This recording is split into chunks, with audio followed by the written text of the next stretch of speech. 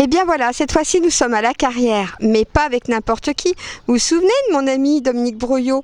Eh bien c'est lui qui m'a amené là aujourd'hui. Je vais lui passer le micro et puis il va nous présenter le monsieur à côté de lui. Et puis regardez un petit peu si c'est magnifique.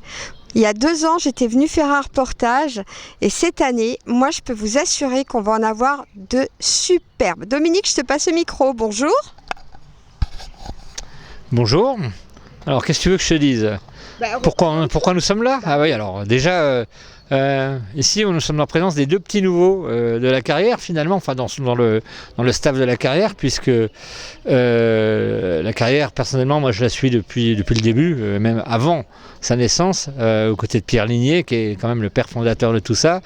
Et puis, on m'a proposé cet hiver de rejoindre le conseil d'administration et puis dans le deuxième temps de m'en donner la présidence. Alors c'est un défi extrêmement intéressant parce que, oui merci, mais parce que au lendemain d'une période de Covid qui était sévère, troublante, pénalisante et tout ce que tu veux, il fallait se reconstruire sur un projet à la fois nouveau mais en même temps raisonnable. Donc la grande idée cette année, c'est de dialoguer avec le territoire tout en conservant notre ADN qui est l'ADN street artistique et puis en développement de nouveaux concepts d'aventure artistique et culturelle qu'on va découvrir tout à l'heure en présentant le programme. Et puis à ma droite, ce petit jeune homme, il s'appelle Timothée.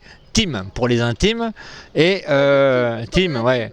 Alors Timothée, dans son métier de tous les jours, il est là pour faire de l'animation culturelle. Donc c'est lui le permanent du site, puisque la Carrière a aussi 2 permanents qui travaillent pour elle, sous l'autorité bien sûr du conseil d'administration. Et Tim, il a pas mal de qualités, il a pas mal de cordes à son arc. Il sait tout faire, ça c'est le principe même d'un animateur culturel. Il est aussi un peu musicien. Il fait du métal et puis finalement je vais lui passer la parole, il va nous expliquer quelles sont ses envies. Voilà, Tim, à toi. Bonjour à tous, donc moi c'est Timothée Bouly. Alors je suis le nouveau responsable de la Carrière, voilà, l'unique salarié de l'association Villart.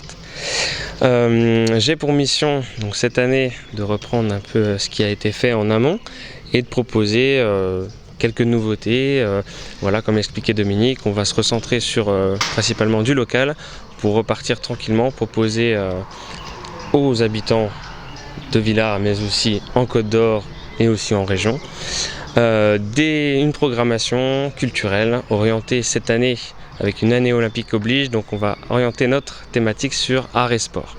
Voilà, donc, mais pas que. Mais pas que. On aura également des temps forts, notamment avec le lancement de notre bière La Carrière. On fait un partenariat avec la brasserie de France qui est située à Beaune. Jean-Claude Vallès, notre ami. Exactement. À Dominique et à moi, voilà. entre autres. C'est ça. Et pour cette occasion, donc moi en tant qu'aficionados et batteur de métal, je me suis permis de proposer pour ma carte blanche une programmation orientée rock metal. Voilà, donc on aura la bière et le métal et la pierre aussi parce que exactement. Une partie non négligeable sous le parrainage de quelqu'un qui est très connu dans la région. Qui est de dimension internationale, qui s'appelle Paul Day, le sculpteur Paul Day qui sera notre parrain pour cette première édition. Donc l'été dans la Carrière, les 13 et 14 juillet, sous le cagnard, de la pierre, de la bière et du métal, les éléments vont se rencontrer et ça va être de la folie douce. Avec Dominique, Sylvie et Tim, le trio de tête. Ah bah attends, ouais mais alors t'as pas vu le mois d'août, ça va percussionner. Le mois d'août va s'annoncer costaud en effet. Avec notre traditionnel festival Art on the Rock qui cette année va voir l'arrivée des Tambours du Bronx, donc éminent groupe de percussionnistes, donc avec une scène assez conséquente puisqu'ils viennent avec 18 personnes sur scène. On aura également du DJ set, un groupe dijonnais qui s'appelle Manila Haze qui fait de la pop groove.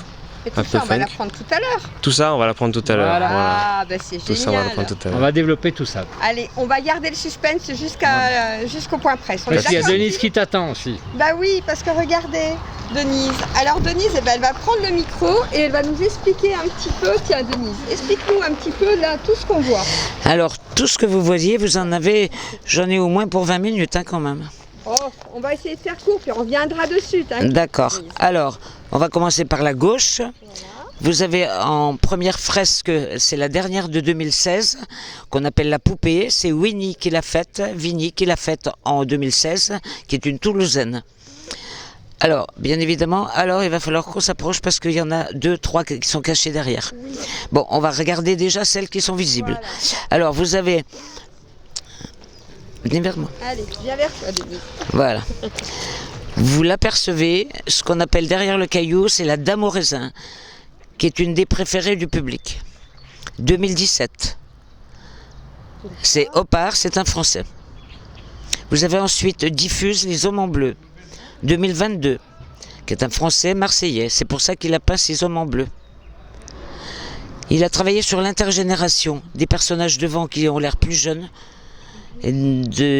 à l'arrière, des personnages qui sont un peu plus de l'ancienne génération. Hein, à l'ancienne. Vous avez la fresque rouge, qui est en commun, c'est un double, avec la fresque jaune. Ce sont 3 artistes, l'un américain Futura qui fait partie des précurseurs, Mode 2 qui est un berlinois, qui aussi est à peu près dans les mêmes âges, dans les 67-70 ans, enfin on ne devrait pas dire leur âge, et puis Delta, donc qui est un Hollandais. Alors, Mode 2 fait le personnage stylisé humain. Delta fait les lettres genre 3D, et Futura, c'est plutôt les atomes que l'on devine, voilà, sur la rouge. Les atomes et un personnage peut-être un peu robot. Fresque à côté, donc c'est du 2019.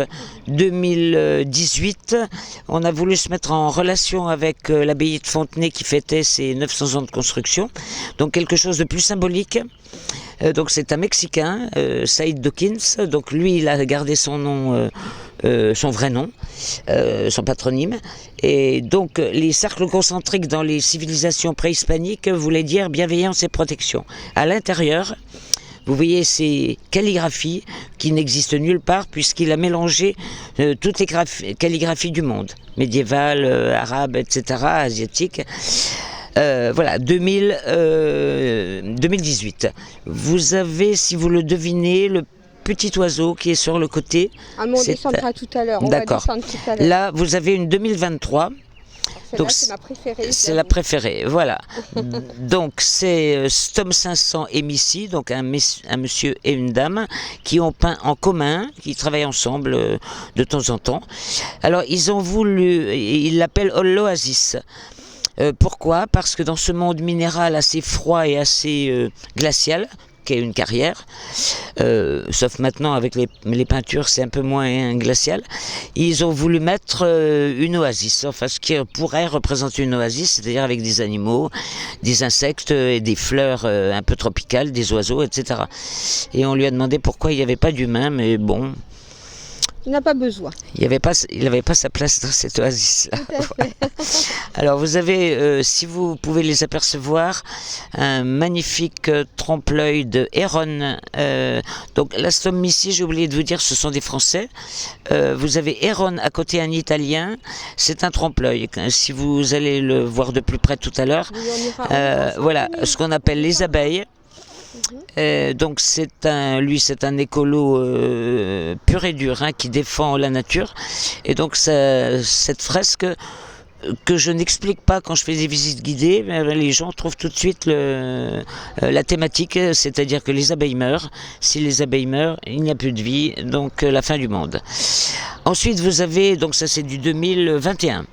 À côté, donc Hydran, moi je l'ai appelé l'arc-en-ciel au début, et non, elle l'appelle l'arbre de vie.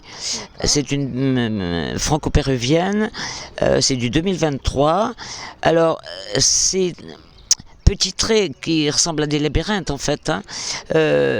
Du côté gauche de cette fresque, elle dit que ce sont les chemins faciles de la vie, que nous connaissons tous, et du côté droit, qui sont un peu plus foncés, ce sont les chemins, c'est les moments les plus difficiles de notre vie. Voilà. Et donc tout ce labyrinthe qu'on fait tout au long de notre chemin de vie. Voilà, 2023. À côté, vous avez un trompe-l'œil, donc Astro, c'est un Français, de son nom d'artiste. Il a voulu nous faire croire qu'on pouvait percer la pierre de Comblanchien comme ça avec un trou noir au milieu. Et en fait, tout le monde s'est laissé prendre. Maintenant, c'est plus le cas puisque les gens connaissent. Donc, il a simplement tracé les traits de ces bandes violettes pour faire le semblant du trou noir. Et à côté, donc, c'est ce que j'appelle des arabesques. Il les a faites en 3 jours et demi à main levée, sans esquisse.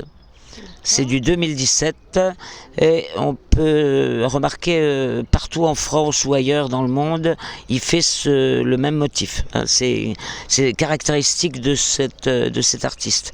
Donc la jaune, elle est le pendant de la rouge, donc avec la femme stylisée, enfin on pense que c'est une femme, c'est mode 2. C'est son style. Ensuite, vous avez Delta qui a fait un peu les lettres en 3D, on pourrait appeler ça comme ça en 3D, et Futura qui a fait comme un espèce de robot. Alors, la thématique, c'est l'être humain en chair et en os. Les lettres signifient l'intelligence de l'homme, et le robot, c'est peut-être l'avenir de l'homme. Quand il n'y aura plus d'hommes, il y aura peut-être plus que des robots. D'accord. C'est la thématique. C'est du 2019 également. Vous avez la rosace, bien évidemment. Là, c'est pas du street art. Hein. Le sculpteur nous dit qu'il y en a pour 200 ans, donc on reviendra voir. Voilà. Donc il y a 2000 heures de travail dans cette pierre de Comblanchien qui est extrêmement dure à travailler. Il y a très très peu de sculptures en pierre de Comblanchien, sinon ça coûterait trop cher.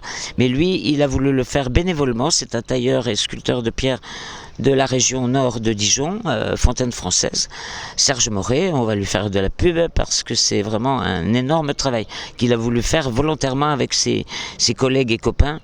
Donc on descendra, si tu veux bien. 2000 heures, voilà. Et je finis, il n'y en a plus que 2, 3, et on a encore le temps, 5 minutes. Alors, les loups que nous voyons très difficilement aujourd'hui parce qu'il a plu. Alors, c'est un Espagnol, donc qu'on appelle Alonso, qui s'appelle Alonso d'ailleurs. Les loups, pourquoi lui, c'est un peintre qui peint essentiellement dans son pays, donc l'Espagne, dans les grottes, dans les montagnes, etc. Il aime ces aspérités et il utilise toutes les aspérités pour faire du relief dans les ou les personnages ou les animaux qu'il peint. Voilà. Alors pourquoi des loups il a fait à la manière des peintures rupestres, Chauvet ou Lascaux, etc. Bon, il travaillait 14 heures par jour, hein, en plein soleil. C'est vraiment un travail extrêmement fin qu'il a fait. Donc tout un peu à la bombe, mais beaucoup au pinceau et au rouleau. Hein, voilà. Pourquoi des loups ici à Villers-Fontaine? Parce qu'il y a une légende qui dit que les loups de l'arrière-côte, comme on l'en appelait avant, allaient faire des razzias chez les riches de la plaine. Voilà, c'est une légende qui date de la Révolution, et comme toute légende, il y a une part de vérité. Voilà, d'ailleurs, c'est pour ça qu'à Moret-Saint-Denis, ils ont fait une sculpture de loups, parce qu'on les appelle encore les loups. Hein, les loups de Villers-Fontaine, les loups de Moret-Saint-Denis, etc. Voilà. Bon, tout derrière là-bas, vous avez un ensemble de vert et bordeaux. Lui, c'est Romain Froquet, c'est un jeune artiste. Hein. Tous ces jeunes artistes qui sortent des écoles, hein, plutôt que les anciens qui sont plutôt des autodidactes, comme Futura, etc., qui ont appris sur le tas, qui ont commencé à l'âge de 8-10 ans un peu partout dans le monde. Du temps où c'était complètement illégal, hein, bien évidemment, c'est toujours illégal. On est vraiment dans l'ère de la commande publique maintenant, ou privée, mais plutôt publique. Alors lui, c'est des arbres, il les appelle ces arbres totémiques, et on le suspecte gentiment, c'est un Français, hein, Romain Froquet, d'avoir mis un petit peu de couleur bordeaux comme le vin de Bourgogne. Hein, on le suspecte de ça. Et puis vous avez ces sculptures qui sont donc l'œuvre d'une franco-chinoise on a un contrat avec elle pour en faire une vingtaine. Donc là, on n'en est qu'au tout début, malgré tout. Ça fait 8 ans qu'elle nous en fait, mais elle nous en fait à peu près une par an. Donc elle l'appelle le jardin imaginaire. Voilà. Donc elle dessine ses sculptures. Elle les fait fabriquer par un par un fabricant avec de la résine qui est extrêmement lourde, et ensuite elle les peint. Voilà. Voilà. Voilà. Et il y a deux, trois petites choses encore sur les triptyques, parce que ce sont des peintres plus locaux qui ont peint sur les triptyques. Là, on les fait venir sur un week-end, par exemple, et ils peignent un panneau. Voilà. Et ces panneaux de bois ont résisté quand même 2 hivers. Et ils sont toujours là. Donc, la peinture, ça veut dire qu'elle tient bien. Hein, voilà.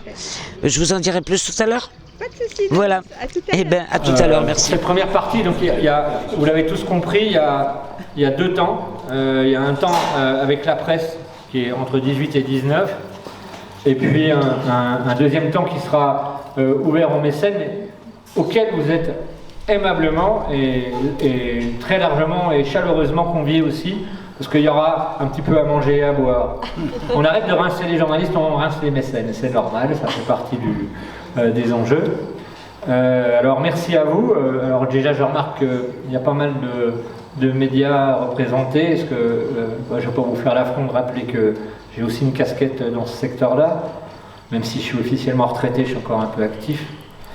Et en tout cas, j'ai le plaisir d'avoir des bonnes têtes du métier qui m'inspirent confiance quant à la façon dont ce millésime 2024 sera traduit dans les différents médias. Alors, pour vous présenter, pour vous expliquer un petit peu tous les changements qui ont précédé cette saison et les changements qui vont accompagner cette saison, je vais déjà... Pierre, déjà. Oui. Pierre, déjà. Je vais commencer par Pierre, oui. Tout le monde le connaît, c'est le Pierre fondateur. Pierre Ligné, vous connaissez tous Pierre Ligné, non? Oui. Oui. Comment? Certains ne connaissent pas Pierre Ligné? C'est pas possible. C'est le papa de cette aventure. On va pas refaire toute l'histoire. C'était une blague. Hein? Pardon? Il se fait tellement discret. Ouais, mais il n'a pas besoin de se manifester. Hein. C'est quand même un nénuphar, on le voit partout. Hein. Donc Pierre, toi tu avais commencé cette aventure il y a maintenant... Allez, rappelle-nous un peu. Alors, ça a commencé dans un premier temps, la création de l'association en 2011. Donc, vous voyez, ça fait déjà quand même un bail d'années. On a commencé par des manifestations et un festival qui se passait dans le village.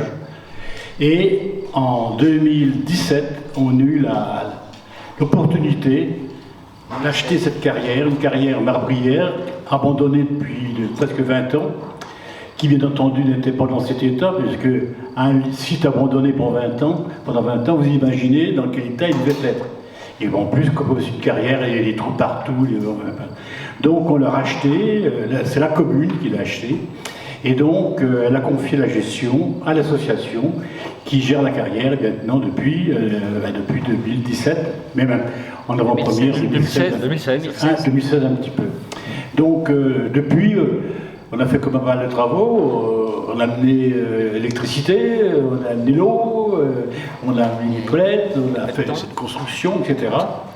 Et bien entendu, on a bien fonctionné, très bien fonctionné jusqu'en 2020, où là, tout d'un coup, il y a eu la pandémie que vous connaissez. Et là, on était interdit de spectacle de nombre, donc notre programme a été complètement annulé. On a quand même continué à vivre avec un petit programme pour satisfaire les locaux. Et là, on a eu un peu de mal à redémarrer. 2023 était quand même mieux, heureusement. Et 2024 s'annonce avec des grands changements. Changements au niveau de la gouvernance.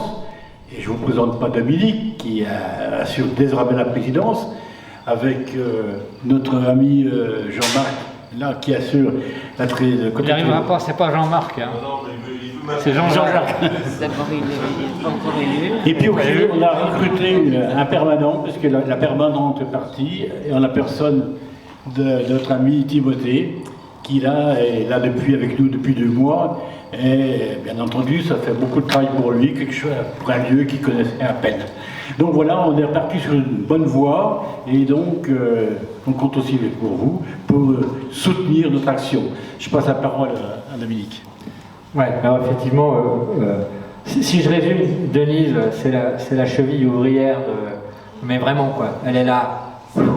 Depuis 2016. Depuis 2016, du matin au soir.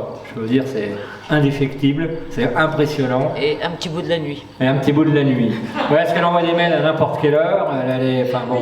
Là, en même temps, je trouve que c'est rassurant d'avoir avec soi des gens qui sont dans la préoccupation permanente. C'est signe que voilà, on fait les choses jusqu'au bout, on ne les fait pas à moitié. Donc voilà, Denise, c'est ouf. Voilà. Puis en plus, Denise, c'est une interaction permanente aussi avec les bénévoles. Alors il y aura des changements dans le futur, mais ce n'est pas le sujet du jour, puisque l'Assemblée Générale aura lieu le 30 mai.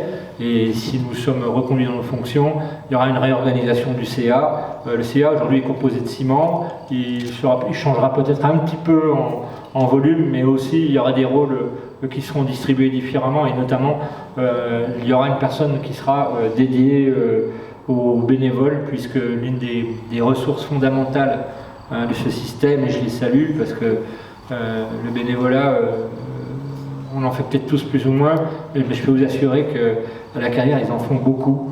Et ça reste le socle de cette aventure. Donc voilà, déjà j'aimerais bien souligner cet aspect.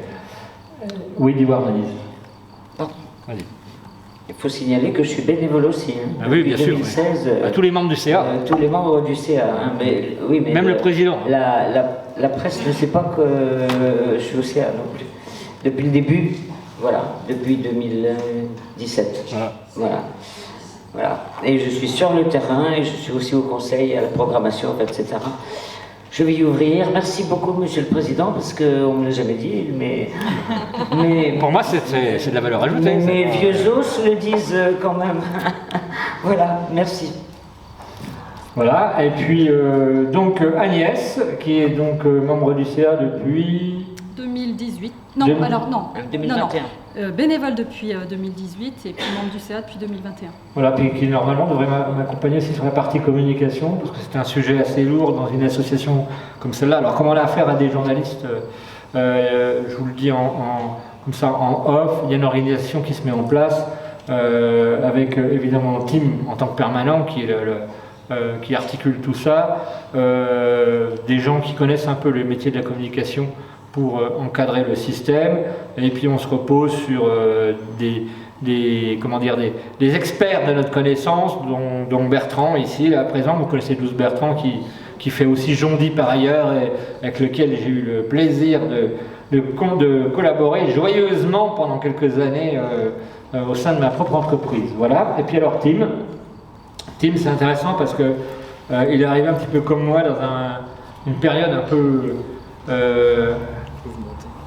mouvementée, en même temps dans un creux, on peut pas dire autrement. Parce que ce que disait Pierre tout à l'heure, et avant de passer au programme, je pense que c'est important de comprendre ce que je vais essayer de vous expliquer, c'est que 2020 a été une année zéro.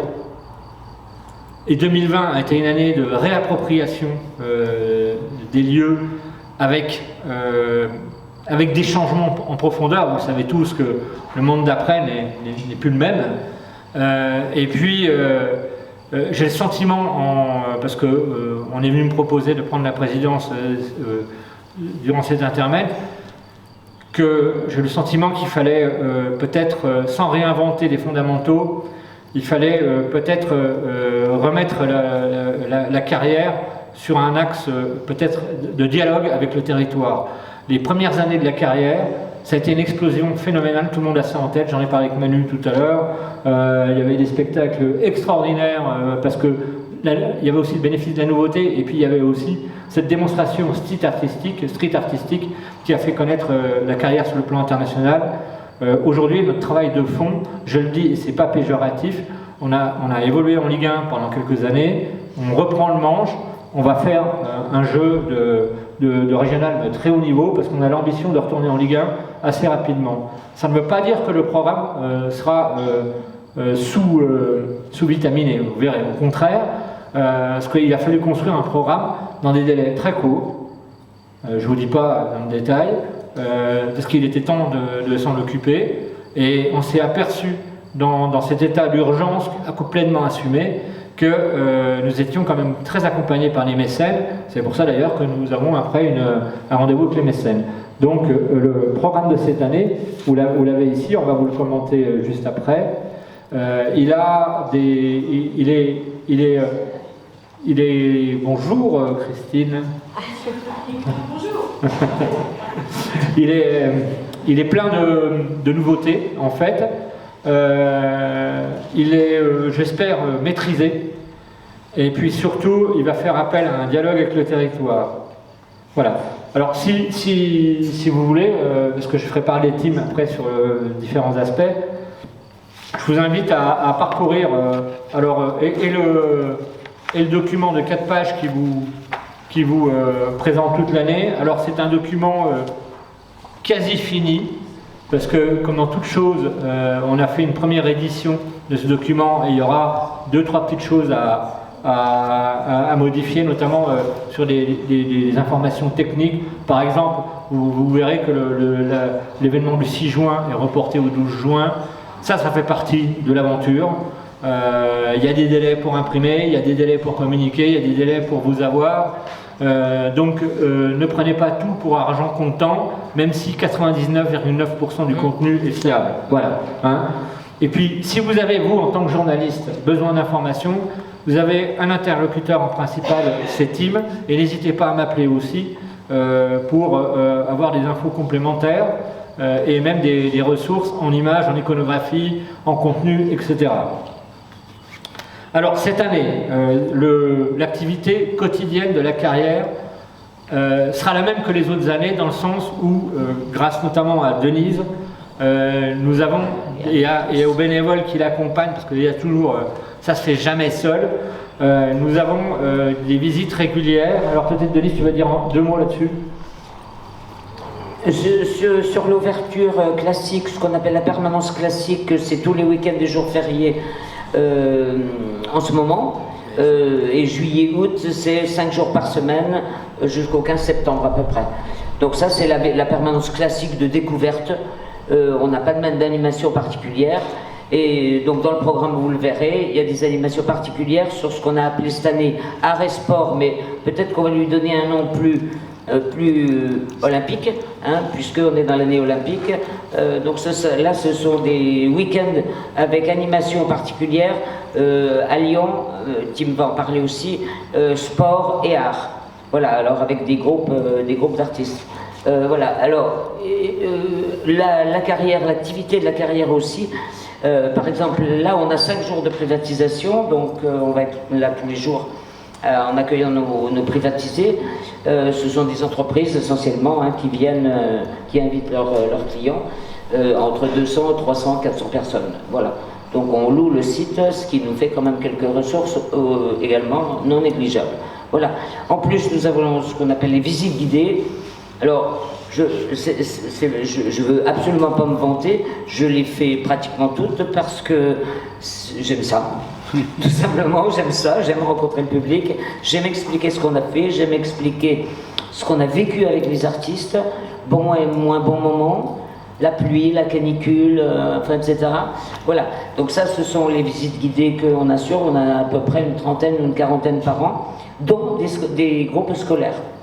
Alors, la dernière demande, c'est 9 classes qui vont arriver, mais peut-être que ça va être compliqué à organiser, entre 3 et 10 ans. 9 niveaux. Donc là, il va falloir apprendre à gérer 9 niveaux de classe. Voilà, ben c'est ce qu'on a. On apprend un peu tous les jours aussi, hein, parce qu'on est bénévole, mais on n'est pas du métier. Voilà, je crois que j'en ai assez dit. Très bien. Je vais demander à Tim de nous commenter ces rendez-vous réguliers. Je crois qu'il y en a 16 en tout, c'est ça, cette année.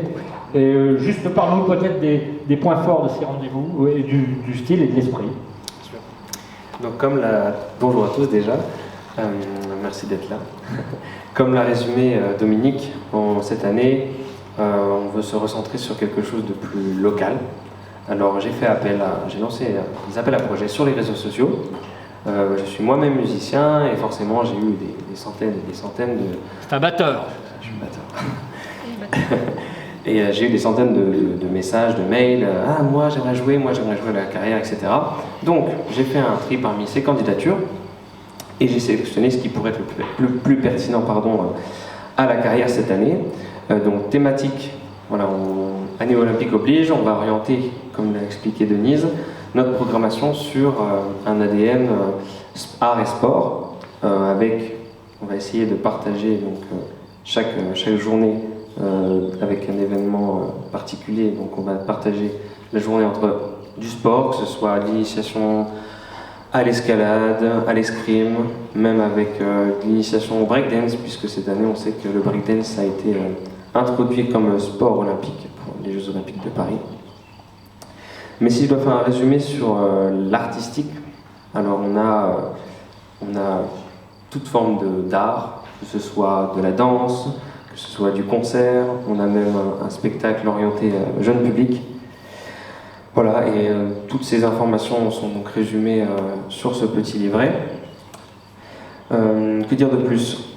À part les rendez-vous art et sport, on aura des gros temps forts qui seront répartis pendant l'année. Moi, ce que je peux vous préciser, c'est le rendez-vous bière, pierre et métal. Alors ça, on pourra en parler. Voilà, qui se passera le 13 et 14 juillet. Ce sera l'occasion pour nous de lancer notre bière La Carrière, en partenariat avec les Brasseries de France qui est installée à Beaune.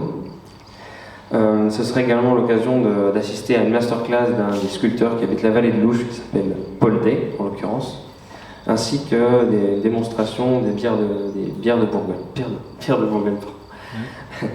En soirée, étant donné que je suis aficionados de métal et de rock, j'ai eu carte blanche cette année pour programmer 4 groupes orientés rock-metal, avec du doom stoner, du néo-metal, du punk, rap et du glam metal. Voilà, ça rappellera peut-être les grandes heures du métal des années 80-90.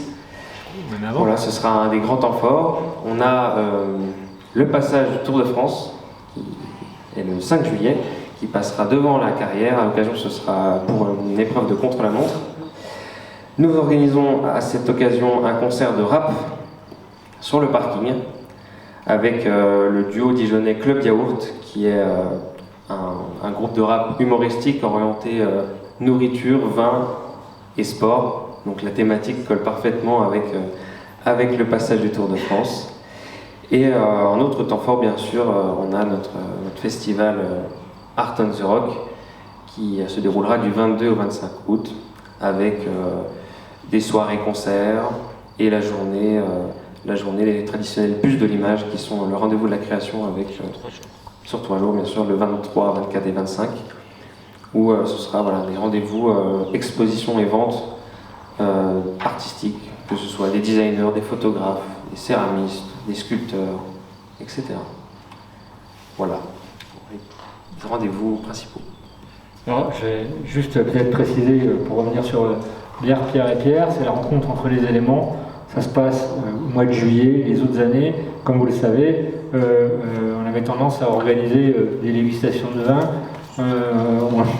On s'est dit quand même que c'était plus approprié, cette période-là, de se désoiffer avec de la bière, et qui plus est, l'initiative de la bière, elle n'est pas totalement naïve, elle est aussi, faut le dire franchement, un outil de marketing pour le lieu. Quand vous verrez les canettes qui ressemblent étrangement à des bombes de peinture, vous direz ah ouais, ils sont pas cons là. Ils ont bien pensé leur truc. Donc ça, c'est la première chose. Et puis on parlait de Paul Day. Paul Day, pour être plus précis sur le personnage, il a une notoriété internationale. Il a une maison au-dessus de Verpouilly, vers Sainte-Sabine, au-dessus de Sainte-Sabine, qui a été inondée récemment d'ailleurs, mais ça c'est devenu banal. Et il est spécialisé dans les grands formats monumentaux, et c'est le maître du relief. Alors il est plus modeleur que sculpteur, et là ça sera un des aspects intéressants de cette partie sur la sculpture, puisque on essaiera dans l'événement, avec le concours de Pierre qui a aussi son carnet d'adresses dans le domaine, de distinguer ce qu'est la taille d'une pierre du modelage. Donc il y a tout un propos, une ambition pédagogique autour de la pierre. Et puis pour le festival d'août. Ça, c'est la nouveauté, c'est que de le concentrer sur 3 jours permet de lui donner de la densité. Et il y aura 3 thématiques, 3 soirées, 3 thématiques très fortes. Une thématique boogie le jeudi soir, le jeudi soir. Avec Jean-Pierre Bertrand qui demeure un des plus grands spécialistes de son domaine en Europe et qui est reconnu par nos confrères de la presse spécialisée de manière indiscutable. Le temps fort, évidemment, c'est vendredi soir.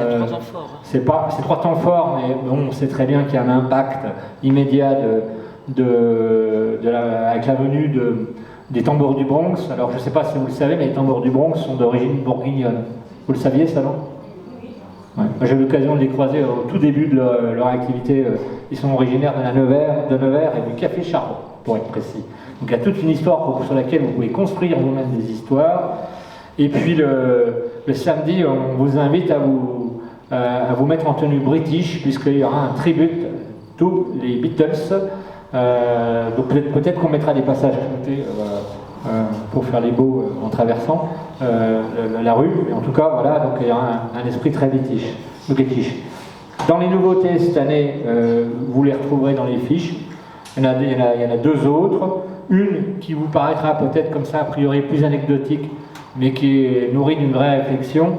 Les rencontres-cas. Alors les rencontres-cas, c'est tout simplement donner carte blanche à un autre grand site culturel de Bourgogne, voire de Bourgogne-Franche-Comté, en lui donnant un temps d'expression, un temps d'échange par une table ronde, et après un temps de convivialité avec des produits qu'il cautionnera en même temps avec nous, et ce qui permettra à la fois de créer des relations avec ces sites. Ça intéressera aussi bien les bénévoles que les membres du milieu culturel, que les gens du monde culturel, que les techniciens, que les élus, etc. Donc c'est des jauges à 150-200 personnes, mais surtout qui permettront de positionner la carrière au niveau où elle doit être, c'est-à-dire parmi les grands sites culturels de Bourgogne-Franche-Comté. Et enfin, une autre nouveauté qui pour l'instant est encore un petit peu entourée de mystère parce qu'elle est plus loin dans le temps. Début octobre, les Hautes-Côtes d'Amour. En fait, on imagine cet événement ici à la Carrière, dans une arrière-saison qui ressemble de plus en plus à l'été indien. Vous avez remarqué que la Bourgogne a cette chance d'avoir des couleurs magnifiques au début octobre. Et là, nous allons convier dans cet espace magique tout ce qui incarne la créativité, le talent, l'imagination, le savoir-faire, les saveurs, dans les Hautes-Côtes. Quand je dis les Hautes-Côtes, c'est les Hautes-Côtes au sens le plus large. Et là, effectivement, à la fois, ça sera une espèce de foire gourmande, savoureuse, joyeuse et spectaculaire, et en même temps, une façon de déclarer le temps d'un week-end, la Carrière, capitale avec un K, des Hautes-Côtes, ce qui est déjà fortement encouragé par les acteurs locaux. J'ai eu l'occasion d'en parler. En tout cas, ça sera un événement formidable, on l'espère formidable. C'est une création, donc vous la verrez se construire au fur et à mesure, vous serez informés de sa progression. Voilà, je crois qu'on a à peu près fait le tour. Alors, à moins que tu aies quelque chose à dire sur une... Alors si, Pierre, il y a quand même le street art qui reste l'ADN. Je disais tout à l'heure que le street art était l'ADN du lieu et nous a fait connaître au niveau international. On ne l'oublie pas pour autant. Je crois qu'il sera présent d'une manière précise cette année. Je vais te laisser la parole, Pierre. Tu veux parler du street art ? Oui.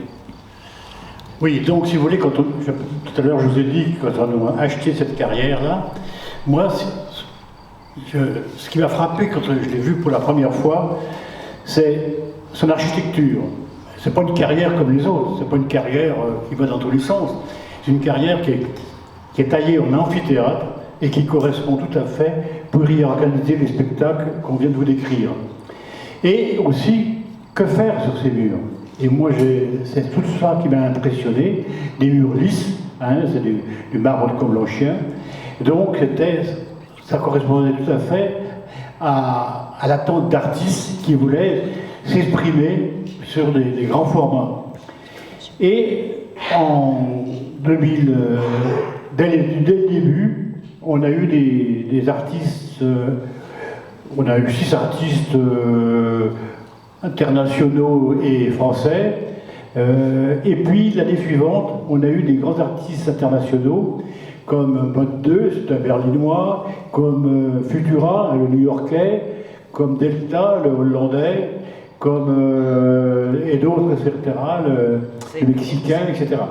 Donc, si vous voulez, tout d'un coup, ça a donné une ampleur au site et donc aussi un attrait particulier pour les gens qui venaient découvrir ce site.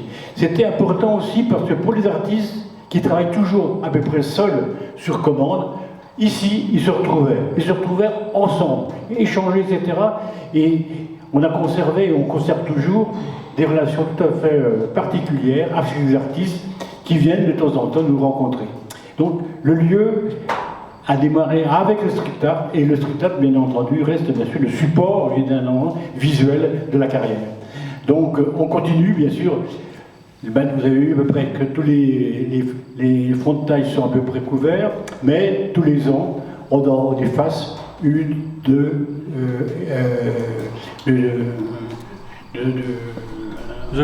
œuvres et qui sont remplacées par des nouveaux artistes. Hein.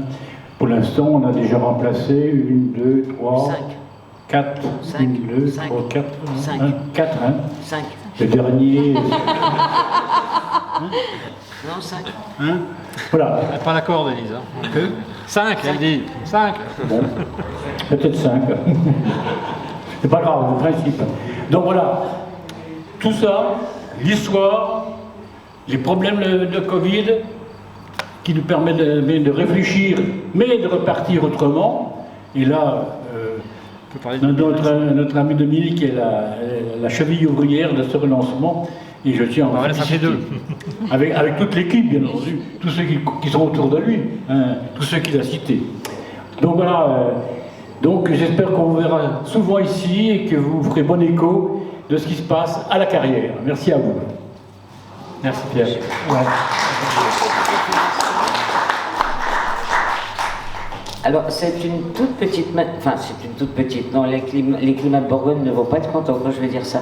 On sait comment... J'allais en parler. Hein, donc, ouais. T'allais en parler? Ah oui, des climats, oui. D'accord, ok, parce qu'on a une manifestation le 14 juin. Ici. Ah oui, eh ben, vas-y, annonce voilà. ça. Alors, on ne voulait pas ne pas s'inscrire dans les climats, dans le programme donc, qui dure 1 mois et demi. Hein, donc, vous avez certains exemplaires ici. Et on a beaucoup de représentants donc de bénévoles qui sont aussi au climat de Bourgogne comme bénévoles. Voilà, donc ça aura lieu ici le 14 juin, de 17h à 21h, avec le domaine de Montmain qui est donc de Villars-Fontaine, qui fera déguster 4 vins. Et nous aurons un chanteur tout à fait bourguignon, Benjamin Durafour, qui chantera des chansons à boire, qui est déjà venu ici et qui nous fera danser, ou nous rappeler voilà, entre 2 verres de vin. Voilà. Merci Denise. Alors, les climats, parlons-en.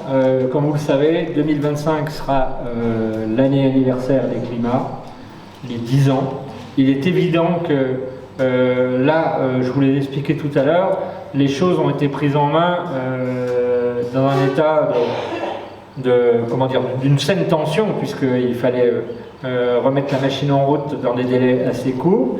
Je pense que le programme atteste en tout cas de notre engagement et de notre capacité de résilience, puisque c'est le mot à la mode, tout le monde, le mot résilience on trouve à toutes les sauces.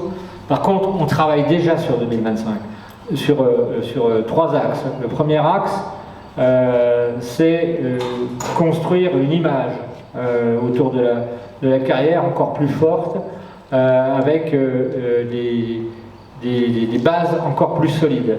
Et ça, c'est un travail de fond qui passe par des actes de gestion, qui passe par des ambitions de programmation. Donc c'est un travail pour lequel je ne peux pas développer pour l'instant. Le deuxième aspect sera évidemment de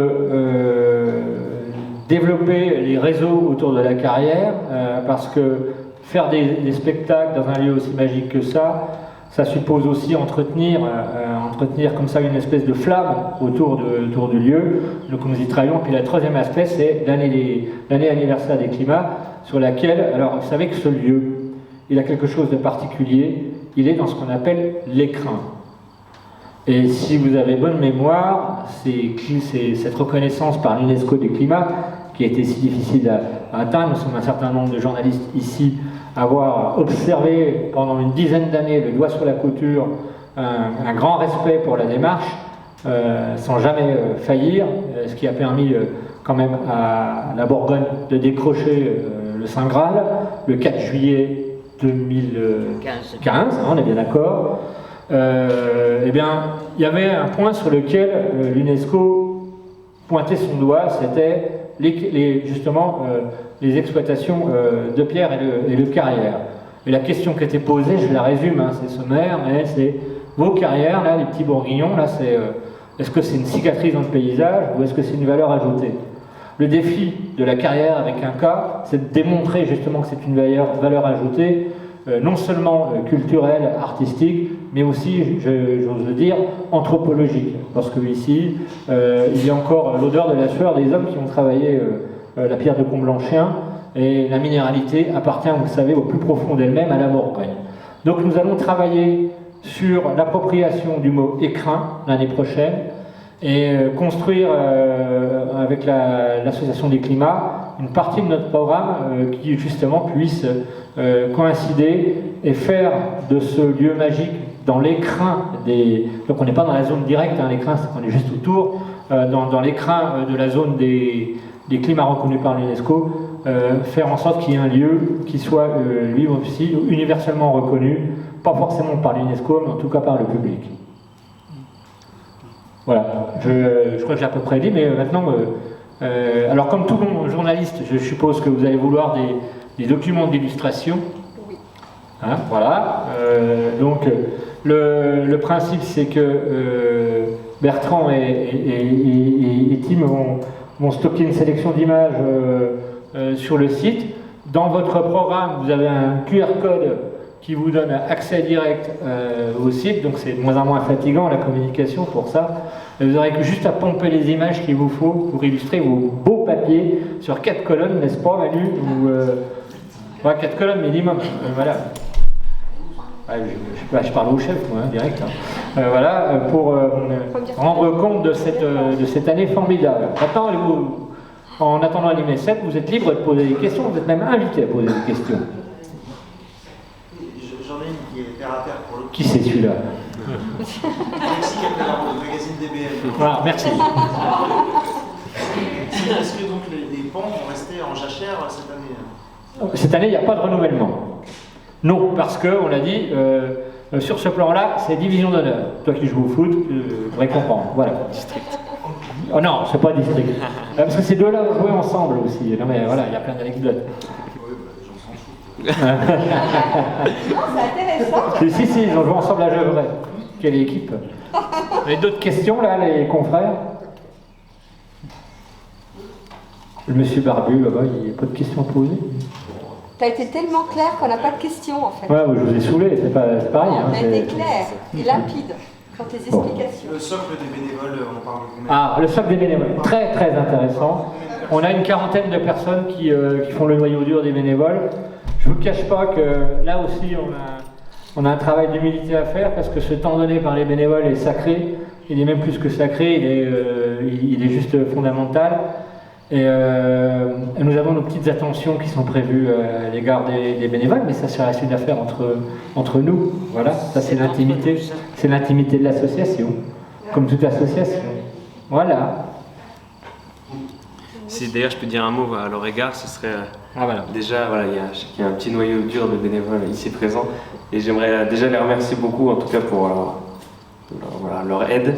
Et leur indulgence vis-à-vis de mon travail qui est assez conséquent puisque j'ai pris le poste un peu tardivement. Donc voilà, j'aimerais les remercier en tout cas de leur aide. Et aussi à Thibaut également, qui est mon stagiaire, qui est présent ici.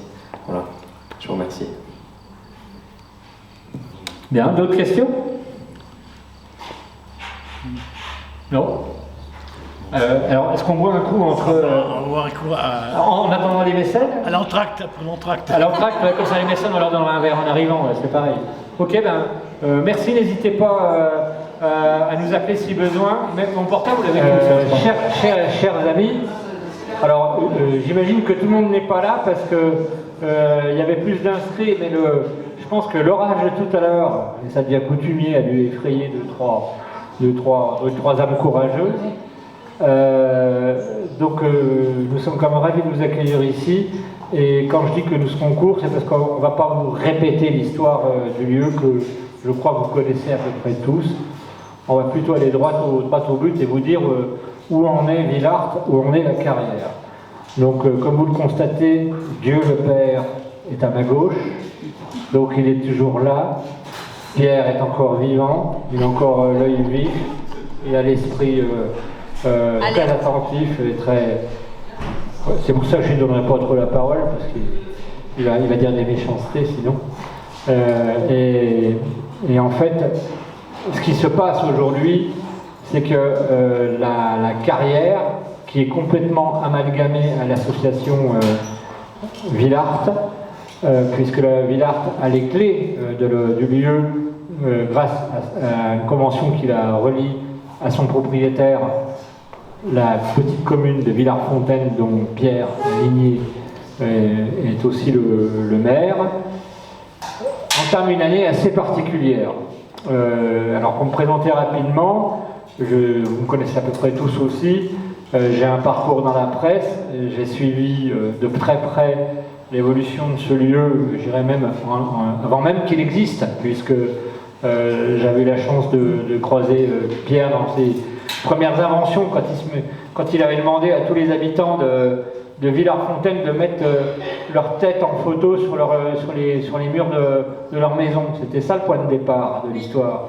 Et après, de fil en aiguille, il a fait acheter cette ancienne carrière désaffectée à sa commune de 130 habitants, Villars-Fontaine, et voilà, elle est devenue ce qu'elle est devenue. Après, il y a eu les années de découverte, les années miraculeuses du départ, avec une explosion de notoriété pour la carrière. C'était les années du street art. Et le street art, alors là, en milieu rural, tout le monde a découvert.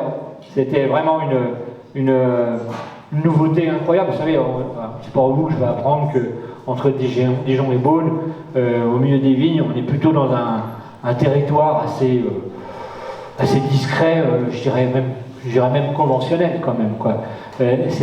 Et la carrière a été une montagne ou une falaise ou une paroi de culot qui est arrivée comme ça et qui a fait résonner le mot de Villars-Fontaine dans le monde entier grâce à des artistes de renom. Aujourd'hui, on l'a dit tout à l'heure, 5 fresques ont été changées, mais le Covid est aussi passé par là. Ce qui fait qu'on est passé d'une année absolument incroyable, c'était le millésime 19, je crois qu'il y avait 40 000 visiteurs à peu près, c'est ça, non ?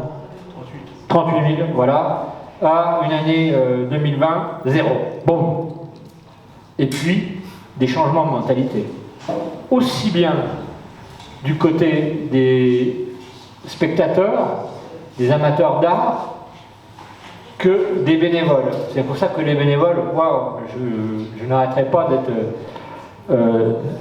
de les complimenter, parce que aujourd'hui, être bénévole, c'est devenu une denrée, comme dirait Denise, qui en est l'exemple même. Elle dit c'est une denrée qui peut être rare et volatile.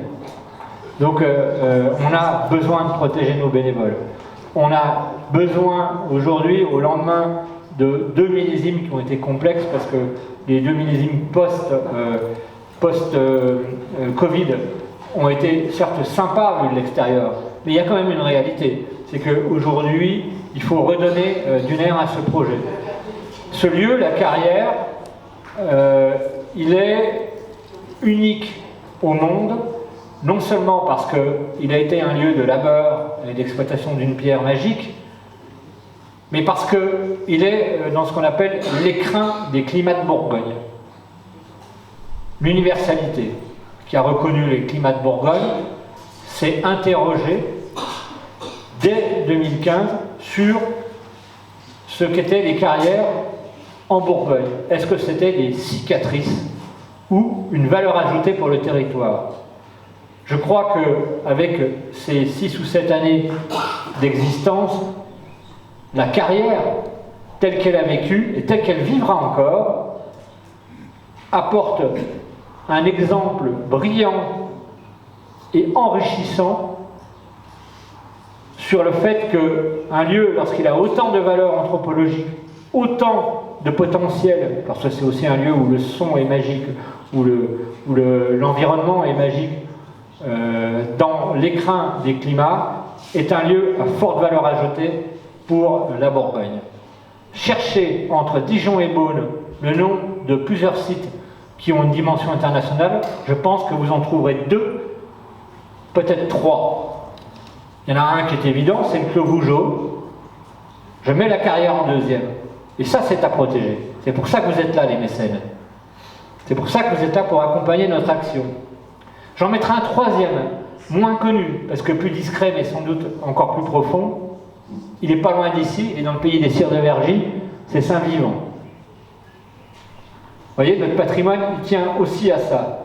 Il tient à ces histoires. Le Clos Vougeot, parce que c'est l'expression de la Bourgogne du vin des moines cisterciens dans le monde entier. Saint-Vivant, parce que c'est l'histoire monécale qui a juste donné naissance à un petit domaine qui s'appelle Romanée-Conti, si je raccourcis, avec des moines clunisiens. Et puis la Carrière qui est l'ambassadrice d'un labeur où la minéralité est omniprésente, cette fameuse minéralité qui fait aussi partie de la richesse des vins. Voilà pourquoi nous sommes là. Je laisse aux spécialistes du street art, des arts différents qui peuvent s'exprimer ici, le soin de mener à bien nos programmes. Mais moi, ce qui m'intéresse, en tout cas, en tant que président de la Carrière, c'est bien cet aspect-là. Et l'année prochaine, en 2025, nous célébrerons le 10e anniversaire des climats. Donc cette année qui est quand même d'ailleurs incarnée par un programme que vous avez tous entre les mains, elle sera riche, hein, il y aura plein d'événements nouveaux, il y aura notamment un rendez-vous bière, pierre et métal où la pierre sous sa partie taillée ou sculptée croisera le lancement d'une bière avec Brasserie de France. Je salue en passant Jean-Claude Baès, que j'ai vu arriver, je crois. Oui, il est là, Jean-Claude. Donc ce qui deviendra presque un outil marketing pour notre lieu. Et puis en même temps, le soir, parce qu'il se trouve qu'on a un jeune permanent talentueux, et je ne flatte pas trop parce que je ne veux pas non plus qu'il se laisse aller quand même. Timothée, il se trouve qu'il a aussi parmi ses nombreux talents, il est batteur dans un groupe de métal et il nous amène un petit show assez intéressant. L'autre événement majeur de cette année, ce sera le grand festival de cet été, sur 3 jours, avec 3 thématiques extrêmement fortes pour le public. Alors la journée, on aura les puces de l'image, hein, qui attirent toujours à peu près 2000 personnes, une bagatelle quand même. Et puis le soir, nous aurons le jeudi soir, une soirée sur la thématique Bogey avec Jean-Pierre Bertrand, qui est considéré comme un des meilleurs spécialistes européens, que tout le monde connaît dans la région. Le vendredi soir, nous aurons une soirée, alors là, percutante, avec un groupe bourguignon. Vous allez dire, ça fait régional, ça, pas du tout, parce que le groupe s'appelle les... Voilà, les Tambours du Bronx. J'ai eu l'occasion de les voir au tout début de leur existence, mais bon, les Tambours du Bronx, je vous les présente plus, mais imaginez le son de 18 tapeurs de fûts sur fond de parois de Comblanchien, ça va être juste extraordinaire. Et puis la troisième soirée sera sous le signe de anglo-saxon, puisque nous inviterons un groupe formidable qui nous fera une soirée tribute to Beatles. Voilà, donc ça c'est pour le moment fort, ça c'est le 22, 23, 24 août, c'est ça? 22, 23, 23, 24, 25 août, voilà. Mais c'est dans votre programme, hein, tout ça. Et puis une surprise aussi au début octobre avec Haute-Côte d'Amour, où on essaiera d'organiser ici, on essaiera de faire de la Carrière la capitale avec un cas des Hautes-Côtes à travers tous ces talents, que ce soit des talents de saveur, des talents de savoir-faire, des artistes, des artisans, etc. On est assez loin de l'objectif pour ne pas vous donner plus de détails. Quoi qu'il en soit, vous aurez toutes les informations sur un site internet. C'est le discours que nous avons tenu avec les journalistes juste avant. Voilà, il y a plein d'autres choses. Le programme est riche, il y a 16 rendez-vous les week-ends qui sont animés principalement par Timothée en tandem très efficace avec Denise, qui elle assure chaque week-end avec les bénévoles les visites du site. Enfin bref, la Carrière est hyper vivante comme jamais elle ne l'a été depuis sa création. Seulement elle se prépare à des choses encore plus ambitieuses les années prochaines. C'est pour ça qu'il faut nous laisser le temps de nous repositionner cette année et que le mécénat est on ne peut plus important parce que c'est un mécénat de partage territorial et on compte beaucoup sur vous. Alors la nouveauté cette année, c'est que nous comptons aussi sur le soutien d'une organisation syndicale patronale qui s'appelle le MEDEF, qui est représentée ici à ma droite par David Butet, son président. Alors, il n'y aura pas de président longtemps, parce que je crois qu'ils vont le virer dans une semaine, hein, c'est ça, puisqu'il arrive au fin, ça, en fait c'est la réglementation au MEDEF, au bout de 2 mandats, et hop, on ferait bien de faire pareil comme ça, que ça à d'autres endroits. Bon, ça c'est une réflexion personnelle, il y a d'autres endroits qu'on pourrait faire aussi que 2 mandats. L'avantage de David, c'est que c'est un être curieux qui rebondit sans arrêt, que je commence à connaître bien, et qui a un certain intérêt pour justement le mécénat et puis le street art, je crois. Donc, je vais donner la parole 2 minutes à David pour nous expliquer pourquoi il nous dit, ben voilà, nous, au MEDEF, on va jouer le jeu avec vous aussi. Merci Dominique, bonsoir à tous. Je vais essayer de faire les mêmes 2 minutes que toi. Au-delà de tout ça, donc en tant que président du MEDEF, déjà je suis bénévole. Parce que tu parlais de bénévolat, c'est à peu près plus de 600 heures par an passées pour une organisation syndicale, ça paraît anodin, mais je le dis à chaque fois que je passe quelque part, parce que c'est du bénévolat, et à côté, on a une vie à la fois professionnelle évidemment, puisqu'on doit être chef d'entreprise, mais aussi une vie personnelle et plein d'autres choses. Donc les bénévoles sont très importants. Il y a une crise du bénévolat qui est énorme depuis le Covid, tu l'as rappelé, c'est le cas dans beaucoup d'organisations. Il y a un chiffre que je vais partager avec vous, c'est qu'en France, il y a 700 000 présidents.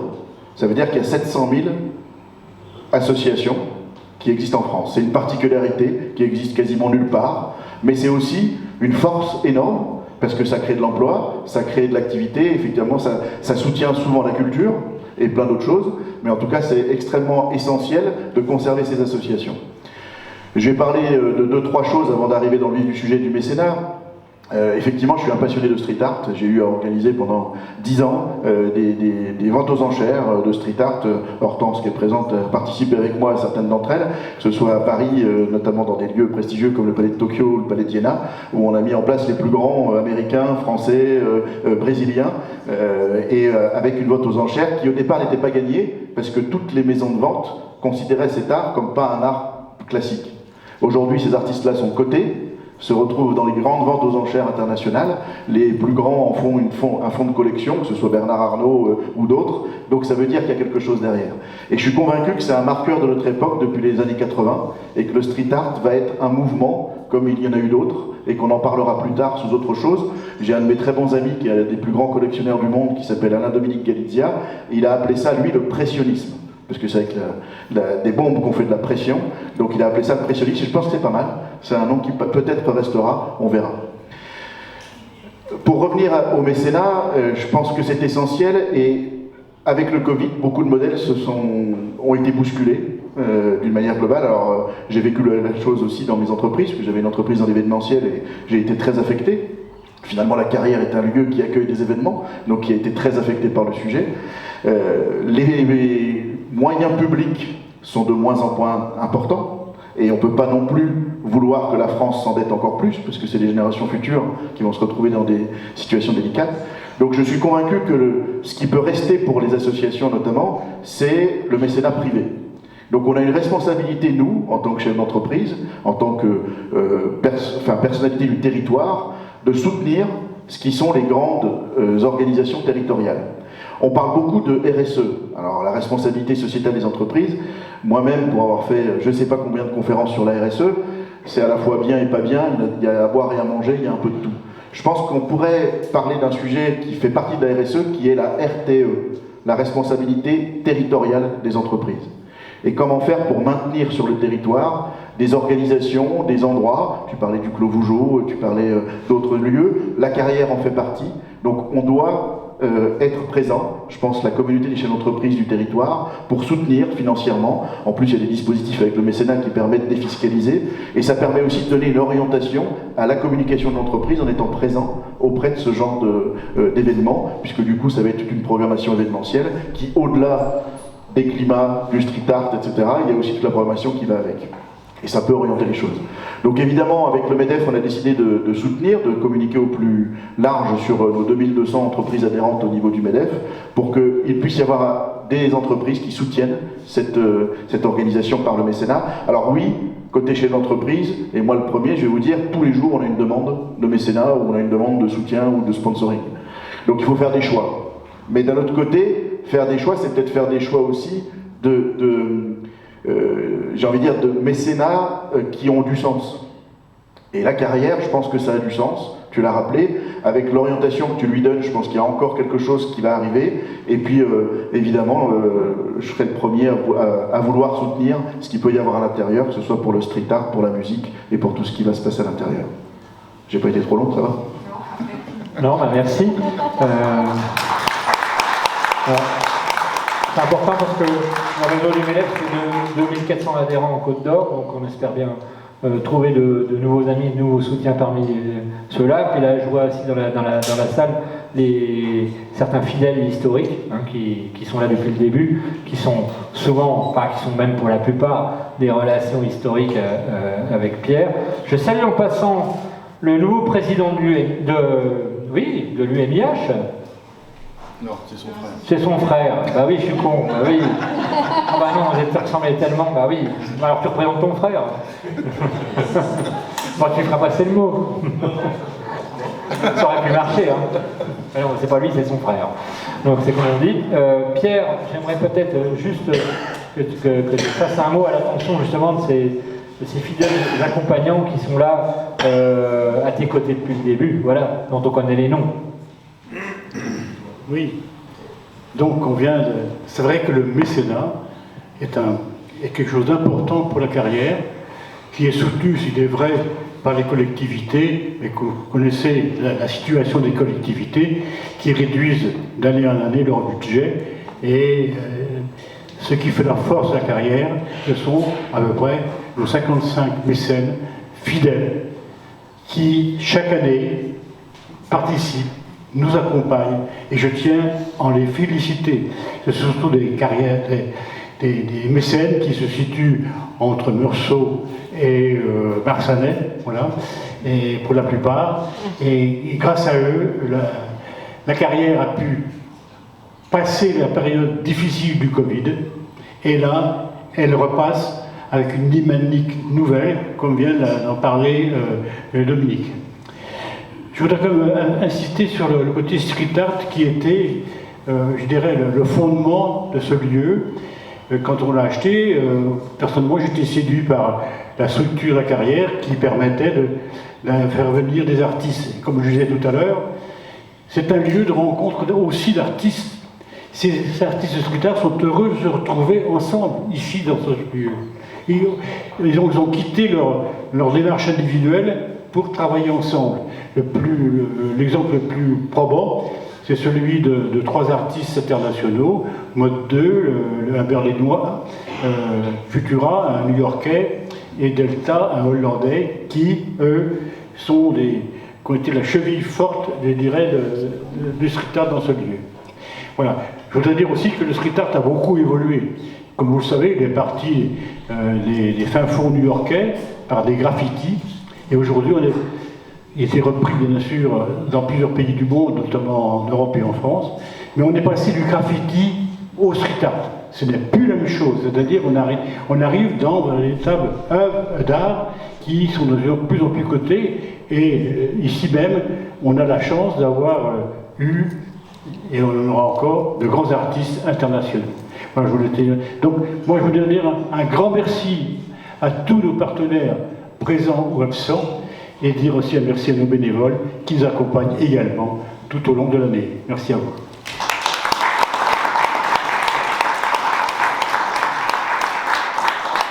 Voilà, alors je pense que la convivialité est le meilleur moment pour favoriser les échanges et les envies.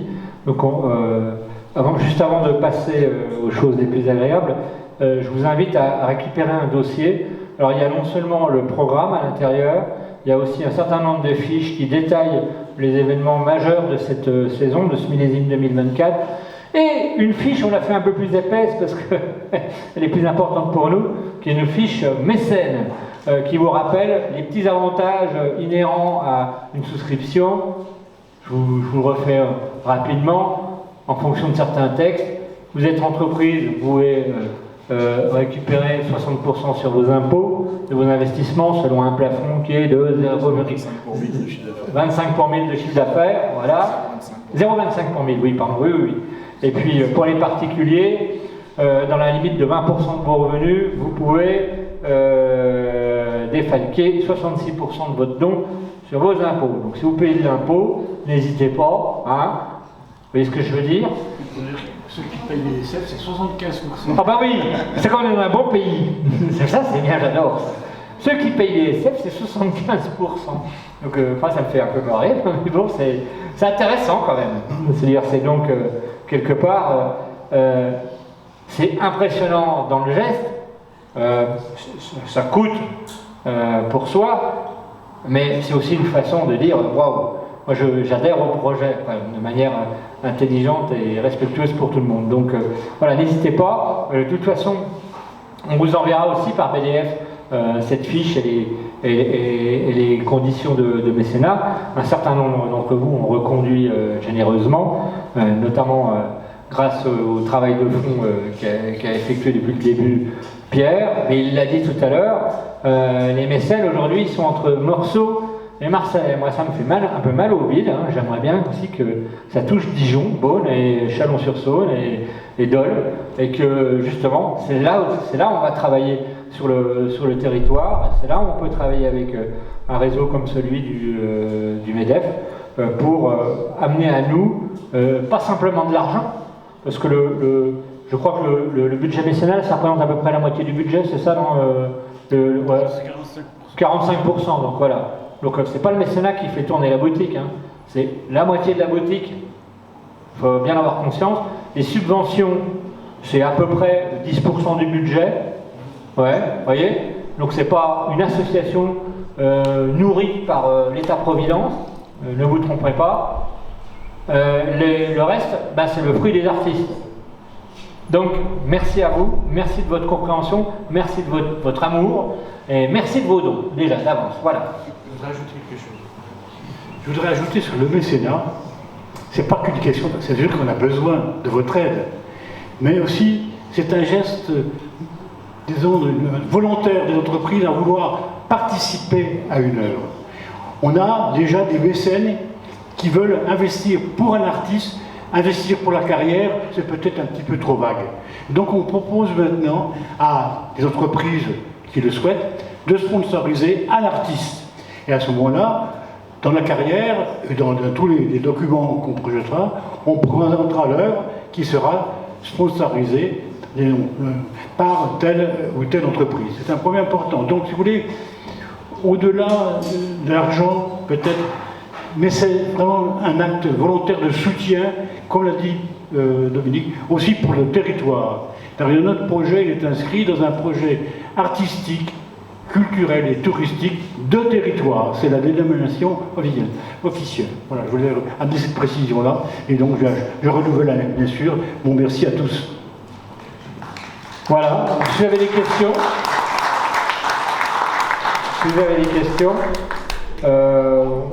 on passe aux choses sympas. J'allais dire soif modérée, large non. Ça vous va comme formule? Et bien voilà, le point presse s'achève avec les journalistes, avec les mécènes. Mais cette fois-ci, on pourrait dire la troisième mi-temps carrément, mais non, ce n'est pas le cas. Je vais repasser le micro à Tim parce que regardez, il a une super affiche. C'est le prochain spectacle qui a lieu le 2 juin. Et il va falloir vous inscrire parce que ça va être d'enfer. Je te passe le micro, Tim, tu nous expliques tout ça, s'il te plaît?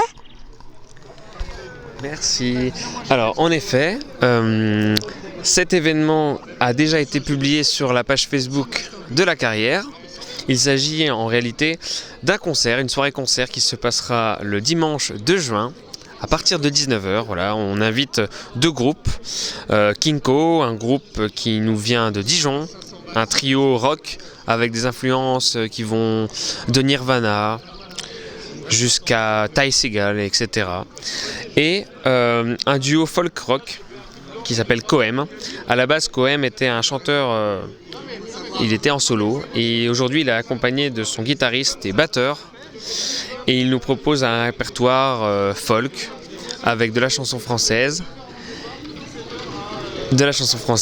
et un super répertoire. Voilà, les entrées sont à partir de 12 € pour la soirée, mais à savoir que le dimanche, nous sommes bien ouverts à partir de 11 h pour des visites normales, avec un tarif qui est à partir de 4 €. C'est super. Et bien voilà, et Tim a eu la gentillesse de faire cette vidéo à l'improviste et il fera de même pour toute la programmation de 2024, vous imaginez? Donc voilà, en tous les cas, merci Tim, bienvenue dans la team aussi, on pourrait dire, de la carrière. Oh, le vilain jeu de mots. Et puis on se retrouve très vite pour de nouvelles aventures. Merci à toi, au revoir.